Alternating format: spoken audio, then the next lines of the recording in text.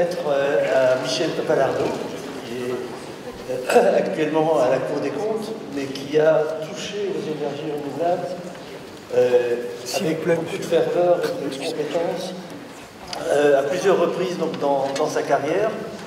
Je pense qu'il a notamment contribué à la préfiguration de ce qui est l'ADEME aujourd'hui. Et ça, c'était du temps de Michel Barnier, avant Michel Barnier. Donc ça remonte déjà très loin. Donc, ensuite, tu étais directrice de cabinet de Michel Barnier. Et on te retrouve en 2003, présidente de l'ADEME. J'ai eu la chance de travailler pendant 5 ans avec Michel, et qui est une femme absolument passionnante. Et je vais vous raconter une petite anecdote. En 2003, on préparait un des énièmes débats sur l'énergie. On a beaucoup d'habitude de débats sur l'énergie donc, en France. C'était à l'époque de Nicole Fontaine, qui était ministre en charge de l'énergie à l'époque. Et j'avais préparé, en plusieurs mois, une contribution écrite à ce débat. J'avais un petit texte de 120 pages que j'ai remis à Michel un vendredi soir, et le lundi matin, elle m'a appelé dans son bureau et elle m'a rendu le texte. Il y avait des annotations et des questions sur chacune des 120 pages. Elle avait passé son week-end à lire mon travail de 3 mois. On a aussi beaucoup travaillé ensemble sur le développement industriel de l'éolien avec un projet qui s'appelait Windustry. Et puis on a retrouvé Michel comme directrice de cabinet de Nicolas Hulot pendant un peu plus d'1 an. Et là aussi, donc, elle a contribué au développement de nos filières. Et donc, voilà, très rapidement, les raisons donc, de l'attribution de ce trophée. Et j'ajoute que Michel est une amie. Tu veux dire un mot ? Je voudrais joindre vraiment à ces mots mon admiration extrêmement profonde sur 2 points, parmi tellement d'autres. Première, c'est la Cour des comptes. Je connais un petit peu en tant que conseiller d'État ancien. Et donc, la Cour des comptes, il y a 2 actions combien importantes. C'est dire à une administration que ce qu'ils font ne va pas. Dans un deuxième temps, c'est dire comment ils pourraient faire. Et ce qui se passe avec Michel, c'est qu'elle a agi. C'est-à-dire qu'elle a ajouté à la critique, au conseil, l'action. Donc ça donne une vie complète et extraordinairement utile. Et puis la deuxième chose que je voulais dire, c'est que, ayant été 8 ans membre de cabinet ministériel ou présidentiel, je sais que c'est pas toujours facile de conseiller des ministres ou des présidents. Et qu'on peut avoir des ministres extrêmement déterminés qui ne sont pas forcément, jour après jour, les plus simples à accompagner. J'ai des noms. Pour cela aussi, je voudrais lui dire mon admiration.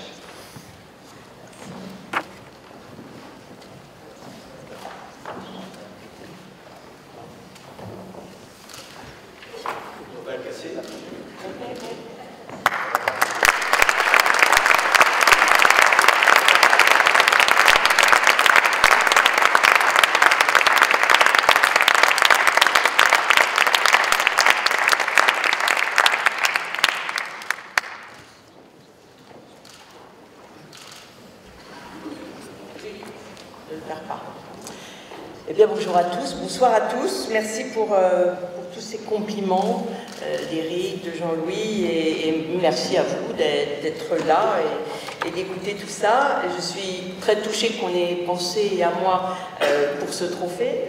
J'ai dû le remettre quelques fois, et je suis ravie de le recevoir. Également, même si c'est un signe indiscutable de vieillissement. D'ailleurs, vous voyez, Jean-Louis ne savait même plus de quelle date il s'agissait.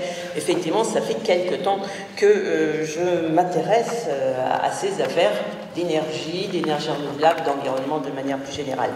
Donc, je ne vais pas vous faire de grands discours, je voulais simplement vraiment aussi, moi, me rappeler quelques souvenirs très rapidement. Et en fait, le premier dont je me souviens, c'est pas cette histoire de rapport à noter, parce qu'en fait, c'est ma vie de lire des rapports et d'annoter des rapports. Donc pour moi, c'est tout à fait normal. C'est le souvenir que qui m'est revenu quand Jean-Louis m'a parlé de ça. Et vous allez voir, c'est un souvenir un peu particulier et un peu gourmand. C'est que je me souviens très bien qu'au début des années 2000, donc quand j'étais à l'ADEME, on essayait d'intéresser tout le monde à ces histoires d'énergie renouvelable, au progrès, au plan qui avait été lancé, et que pour ça, on n'avait rien trouvé de mieux que de faire des petits déjeuners pour les journalistes et pour les faire venir. On les faisait venir à des petits déjeuners chez La Durée. Et je pense qu'ils sont venus essentiellement pour les macarons. Nous, pendant ce temps-là, on comptait les progressions d'éoliennes installées et autorisées sur nos doigts. Enfin, vous ne comprenez plus, là, les jeunes. Mais c'était ça, hein. C'était la durable, oui, c'était ça. On avait fait un petit peu dans le jeu de l'eau, et puis surtout, on aimait les macarons, et puis ça nous consolait de voir les Allemands courir devant, et nous, toujours essayer d'avoir quelques résultats sans beaucoup de succès. Et bien voilà, ça a changé. À force de manger des macarons, on a quand même réussi à faire progresser tout ça. Vous avez réussi à faire progresser tout ça. Je vous en félicite tous. Et ce changement aujourd'hui, pour moi, c'est une grande satisfaction, bien entendu, même s'il faut, bien sûr, vous venez tous de le dire là, mais on le sait bien, encore se battre pour soutenir les ENR et mieux les intégrer. D'ailleurs, vous l'avez dit à la fin, à grande échelle dans notre système énergétique. Je me souviens qu'on nous menaçait à l'époque de 2-3 horreurs, notamment de blackout catastrophiques dès qu'on commencerait à développer les ENR.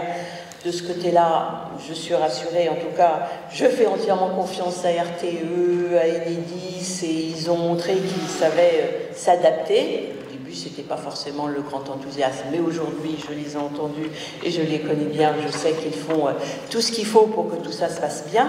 Je me réjouis aussi de voir progresser, deuxième sujet dont nous parlons toujours, les solutions de stockage, stockage de l'électricité intermittente dont on n'allait pas savoir quoi faire. Je pense aux nouvelles usines de batteries, je pense aussi beaucoup, vous savez que c'est un sujet qu'on a beaucoup soutenu avec Nicolas Hulot, à l'hydrogène vert, bien entendu, en solution de stockage justement de cette énergie intermittente. Et je fais complètement confiance, on vient d'entendre Françoise Lambert, confiance aux scientifiques, aux experts, pour développer des ENR qui auront de moins en moins d'impact sur l'environnement. Je l'avais en tête avant qu'elle le dise, je vois que c'est aussi une obligation qu'on a tous, et quand je dis impact sur l'environnement, c'est aussi utilisation de terres rares, c'est recyclage, enfin c'est tout ce qu'on peut avoir autour de ces sujets qui concernent les ENR, comme toutes les autres formes d'énergie, il faut bien l'avoir en tête, tout en ayant bien entendu des solutions de plus en plus efficaces, de plus en plus rentables, parce qu'il faut pouvoir se les offrir, il faut pouvoir bien sûr les généraliser avec un impact social le plus positif possible. Donc j'attends aujourd'hui, moi, avec impatience, de voir fonctionner les premières éoliennes en mer. C'est aussi un sujet, vous savez, qui nous a beaucoup occupés avec Nicolas Hulot et dont je suis plutôt fière. Pendant les 18 mois que nous avons passés, nous avons, je pense, réussi à les sauver et j'espère bien maintenant qu'elles vont tourner et qu'elles vont nous proposer des choses intéressantes en termes de développement. Puis j'attends bien entendu les premières éoliennes flottantes dans lesquelles j'ai toujours beaucoup cru, donc j'attends de voir comment tout ça va fonctionner. J'ai aussi toujours associé, et je vais le faire ce soir comme les autres jours, l'efficacité énergétique aux énergies renouvelables. Pour moi, les deux choses sont absolument imbriquées les unes dans les autres. L'ADEME, c'est aussi, bien entendu, son objectif que de faire fonctionner l'ensemble de ces deux approches, on va dire. Les ENR, comme je l'ai dit, ont un coût et un impact sur l'environnement, donc comme toutes les énergies, il faut d'abord réduire la consommation pour répondre à ses besoins, bien entendu, avant de développer les ENR. Et puis j'ai toujours été convaincue que de produire soi-même ces énergies renouvelables, son énergie, c'était le meilleur moyen d'avoir envie de ne pas les gaspiller. Et donc, de ce côté-là, je pense que les ENR sont aussi un moteur important de pédagogie, déjà, pour faire comprendre ce que c'est que l'énergie, et puis d'y être plus attentif et d'en voir le côté précieux. Et puis, je suis enfin très convaincue que la production d'énergie dispersée et diversifiée, d'énergie renouvelable dispersée et diversifiée sur le territoire, ce que permettent aujourd'hui les ENR, c'est le meilleur moyen de résister pour ces territoires aux conséquences du changement climatique et aux cataclysmes qui l'accompagnent de plus en plus. Nous en sommes maintenant tous bien convaincus. Et ces dispositifs nous montrent donc régulièrement, ces cataclysmes nous montrent régulièrement la fragilité de nos réseaux et la fragilité des modes de production uniquement centralisés. Et les ENR nous proposent là aussi des solutions de substitution, de secours, de rassurance, de résilience qu'il faut bien entendu développer.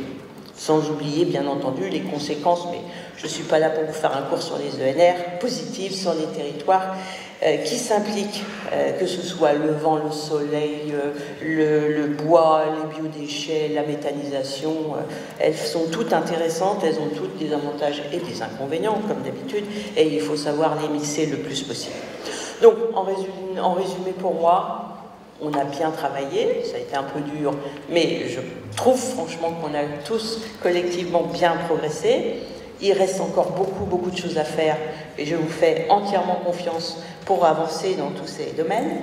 J'en profite pour remercier Jean-Louis Ball, bien entendu, mais plus généralement mes équipes, sans lesquelles je n'aurais rien fait, à l'ADEME, au Commissariat général au développement durable, où nous avions beaucoup travaillé, ben oui, tu l'as oublié, nous avions, quand même, ça a duré 4 ans, pour moi en tout cas, où nous avions beaucoup travaillé sur la dimension économique, notamment sur les nouvelles filières. Je pense que c'était un travail utile.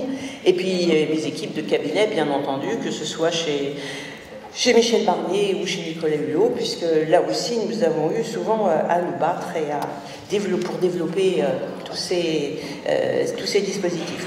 Et bien sûr, je veux partager pour finir mon trophée avec Bruno Légelin, qui a poursuivi quelques années après moi le travail sur les ENR, comme tous les présidents passés, présents et à venir de l'ADEME. Merci.